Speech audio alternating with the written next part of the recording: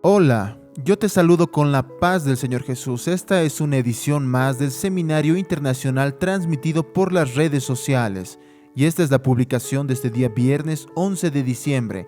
En este seminario, usted participa de clases rápidas, objetivas, para que usted entienda con claridad el proyecto de Dios para tu vida.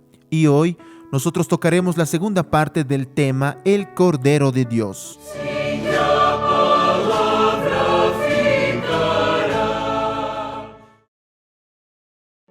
Vamos a comenzar meditando en un texto de la palabra de Dios que se encuentra en el Evangelio de Juan, capítulo 1, versículo 33, que dice así: Y yo no le conocía, pero el que me envió a bautizar con agua, aquel me dijo: sobre quien veas descender el Espíritu y que permanece sobre él, ese es el que bautiza con el Espíritu Santo. Como vimos anteriormente, Juan el Bautista, en el encuentro con el Señor Jesús, describe su identidad llamándolo el Cordero de Dios. También su origen, cuando él dice que él vino de la eternidad, es decir, de Dios Padre, y su función profética, que era quitar el pecado del mundo. Todo esto está descrito en Juan capítulo 1, versículo 29, que dice: El siguiente día vio Juan a Jesús que venía a él y dijo: He aquí el Cordero de Dios que quita el pecado del mundo. Por tanto, entendemos por el Espíritu Santo que la salvación, el perdón de pecados, es una operación de la gracia de Dios en favor del pecador. Esta salvación viene de la eternidad, es decir, de parte de Dios Padre. Así se trata de un acto de la soberanía de Dios, donde el hombre no tiene interferencia. En Efesios capítulo 2, versículos 8 y 9 dice: Porque por gracia sois salvos por medio de la fe, y esto no de vosotros, pues es don de Dios, no por obras, para que nadie se gloríe. Otro hecho que nos llama la atención en el encuentro de Juan con el Señor Jesús es el énfasis que le da al expresar dos veces los versículos 31 y 33 del capítulo 1 del Evangelio de Juan, que él no conocía a Jesús. El texto dice: yo no le conocía. ¿Y fue necesaria una acción de Dios Padre por medio de una señal para que él pudiese identificar al Señor Jesús?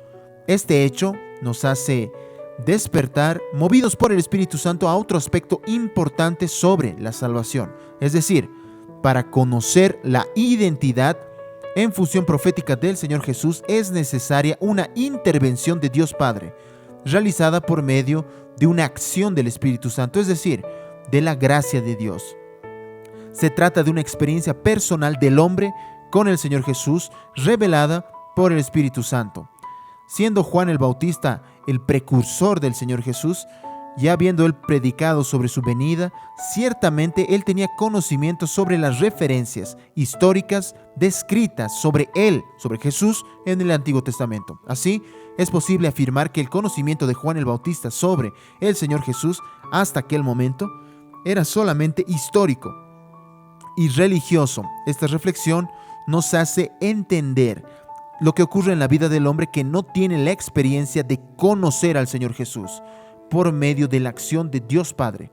El Espíritu Santo, es decir, vive una fe afirmada solamente en el conocimiento histórico y religioso, pero sin el verdadero alcance profético. De hecho, esto provoca diversidad de definiciones, conceptos, de argumentos de la razón humana sobre la identidad del Señor Jesús, en especial sobre su origen y su misión, porque por consecuencia genera una fe que no está firmada en la verdad expresada en la palabra de Dios, haciendo que el hombre quede prisionero a argumentos de la razón humana, filosóficos, teológicos y también religiosos. Por lo tanto, cabe resaltar que la voluntad de Dios expresada en la palabra, en la Biblia, es liberar al hombre del conocimiento racional por medio de su verdad, de la verdad de la palabra, que es absoluta. Juan capítulo 8, versículo 32 dice: Y conoceréis la verdad, y la verdad os hará libres. El poder liberador está en conocer a Jesús revelado.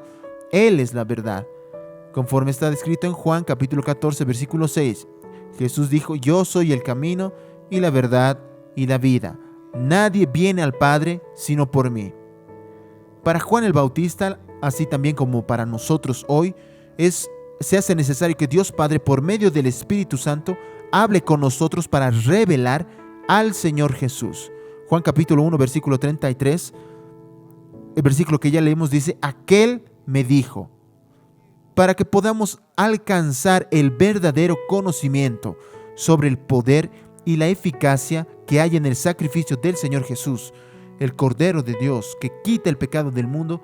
La importancia de esta experiencia en la vida de Juan el Bautista, también extendida a nosotros hoy, puede ser entendida en su declaración contenida en Juan capítulo 1, versículo 34. Y yo le vi y he dado testimonio de que este es el Hijo de Dios. El hombre solo puede dar testimonio, reconocer a Jesús como Hijo de Dios, si el Espíritu Santo así lo revela. Gloria a Dios. Esta reflexión fue escrita por el pastor Silvio Márquez de Andrade, de Brasilia, Distrito Federal. A todos, la paz del Señor Jesús. Señor.